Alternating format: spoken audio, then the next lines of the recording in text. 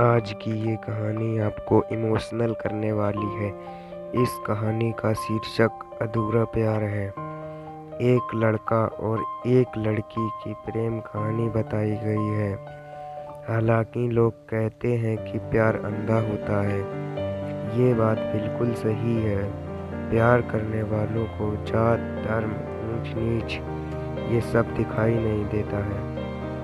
आज की ये सैड लव स्टोरी भी सबसे अच्छी है। जैसे एक लड़का दूसरे धर्म की लड़की से प्यार करने लगता है।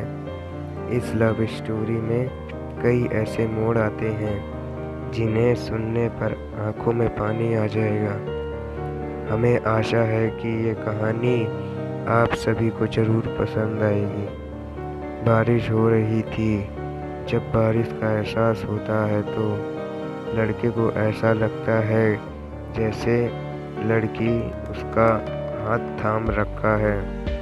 इस सन्नाटे में भी ऐसा लगता है मानो वो लड़की उसे कॉल कर रही हो, उसे आवाज़ दे रही हो।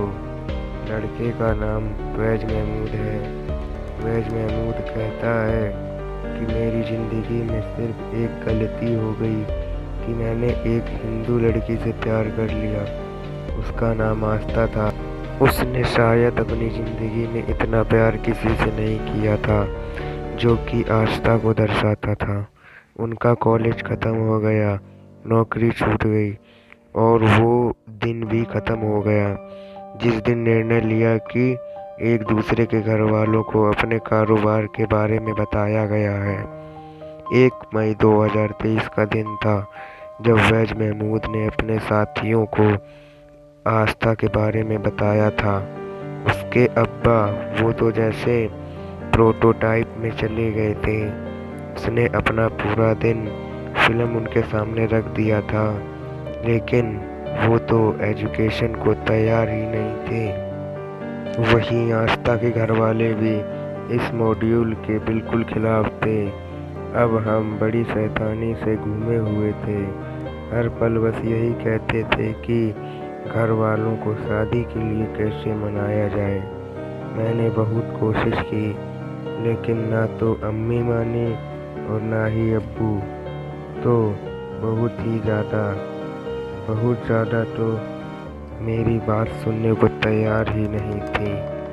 हार कर मैंने आस्था को घर से ठीक शादी करने के लिए कहा, लेकिन एक लड़की के लिए ये बहुत मुश्किल होता है और मुझे उसकी ये बात याद आ गई। इसीलिए मैंने आस्था से मिलकर ये फैसला लिया कि हम दोनों अपने दोस्तों की खुशी के लिए अलग हो जाएंगे और उल्लेख किया, यह वादा किया कि अब एक दूसरे से कभी नहीं मिलेंगे, कभी नहीं। हालांकि मुझे आस्था से अभी 2 दिन ही दूर हुए थे। मेरा दिल बहुत तेज़ी से चल रहा था। वह कहते हैं ना, जिसके साथ आपने पूरी ज़िंदगी जीने का फैसला किया हो, उसे भूलना इतना आसान नहीं होता। बस आस्था की बात है। उसका चेहरा, उसकी माँ तस्वीर हर वक्त मुझे याद आती थी। लेकिन फिर भी माँ बाप की प्रतिष्ठा और उनका जीवन आगे क्या है, मैं हार चुका था। लेकिन 10 दिन बाद मेरी वापसी नहीं हुई और मैंने आज तक सबसे अच्छे दोस्त ऐश्वर्या को फ़ोन करके आस्था का हालचाल, प्लेसमेंट की संगति दी।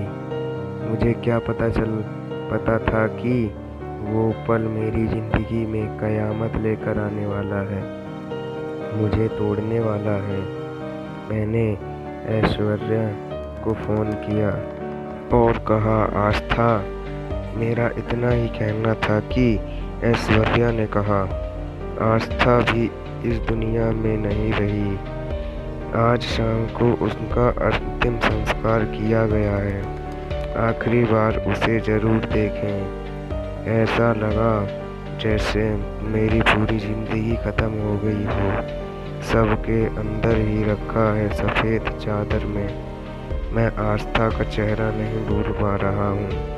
एक्साइट ने मुझे बताया। बिना जीवन के उसे एक लोड लग रहा था।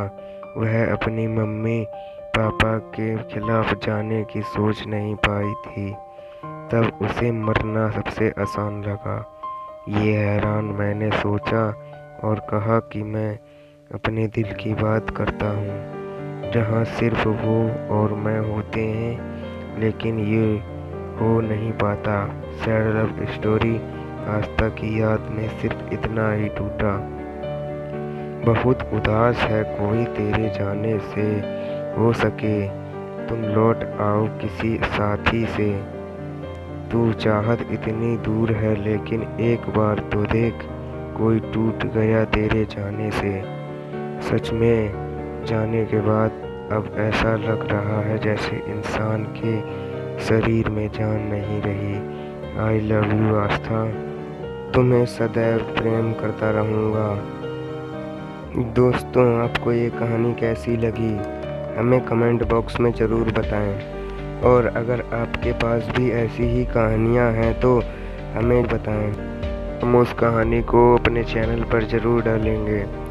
तो आपको ये कहानी कैसी लगी कमेंट में ज़रूर बताएं, और अगर आप हमारे चैनल पर नए हो तो चैनल को सब्सक्राइब जरूर कर लें, और वीडियो को लाइक और शेयर करना ना भूलें।